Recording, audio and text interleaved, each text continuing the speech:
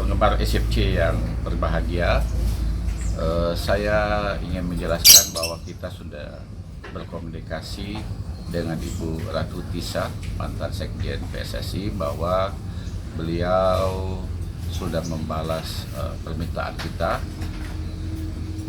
Pada dasarnya beliau senang dengan tawaran kita, tetapi karena beliau ada pentingan juga untuk menjaga orang tuanya, jadi sementara beliau belum bersedia juga menjadi manajer Suzuki FC. Tapi insya Allah dari kalimatnya itu juga nanti ada satu harapan juga lah, kita bisa bekerja sama dengan beliau di masa yang akan datang. Kita doakan saya supaya Bu Ratu Tisa sukses dimanapun berada. Sekian, Assalamualaikum warahmatullahi wabarakatuh.